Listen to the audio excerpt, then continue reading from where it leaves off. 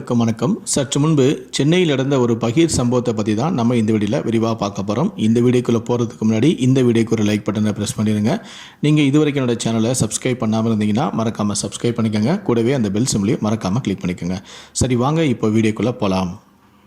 சென்னை வேப்பேரி நெடுஞ்சாலை பகுதியில் வசித்து வருபவர் தான் நந்தகுமார், வயது 54. இவர் மின்ட் தெருவில் உள்ள ஒரு தனியார் கம்பெனியில் காவலாளியாக வேலை பார்த்து வந்துள்ளார். இவரது மகள்தான் கீர்த்திகா, வயது 23. இவருக்கும் ராஜாவு என்பவருக்கும் திருமணமானது.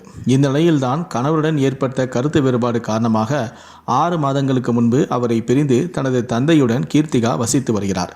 இந்நிலையில்தான் கீர்த்திகாவுக்கும் புளியந்தோப்பு பட்டாளம் காவலர் குடியிருப்பில் வசித்து வரும் காவலரான நூர்தீன், வயது 31 என்பவருக்கும் இடையே பழக்கம் ஏற்பட்டது.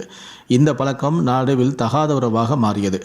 மாதவரம் பால் பண்ணை காவல் நிலையத்தில் மோப்பனாய் பிரிவில் பணியாற்றி வரும் காவலரான நூர்தீனுக்கு ஏற்கனவே திருமணமாகி ராதா என்ற மனைவியும் ஒரு குழந்தையும் உள்ளனர். இந்த சூழ்நிலையில்தான் நந்தகுமாருக்கு தனது மகள் கீர்த்தனாவுடன் காவலரான நூர்தீன் தகாத உறவில் இருப்பது தெரிய வந்துள்ளது. இது குறித்து காவலரான நூர்தீனிடம் நந்தகுமார் கேட்டுள்ளார். அப்போது ஏற்பட்ட வாக்குவாதத்தில் காவலரான நூர்தீன் நந்தகுமாரை அடித்து உதைத்துள்ளார். இதில் காயமடைந்த அவர் மருத்துவமனையில் சிகிச்சை பெற்றார். பின்னர் இது குறித்து சென்னை காவல் ஆணையர் அலுவலகத்திலும் நேற்று முன்தினம் புகாரும் அளித்தார். இதன் பேரில் வேப்பேரி போலீசார் காவலரான நூர்தீன் மீது காயப்படுத்துதல், ஆபாசமாக பேசுதல் உள்ளிட்ட 2 பிரிவுகளின் கீழ் வழக்கு பதிவு செய்து விசாரணை மேற்கொண்டு வருகிறார்கள். மேலும் தகாத உறவை தட்டி கேட்ட காதலியின் தந்தையை அடித்து காயம் ஏற்படுத்திய காவலரிடம் போலீசார் விசாரணை மேற்கொண்டு வருகின்றனர். இந்த சம்பவம் அந்த பகுதியில் பெரும் பரபரப்பை ஏற்படுத்தியுள்ளது.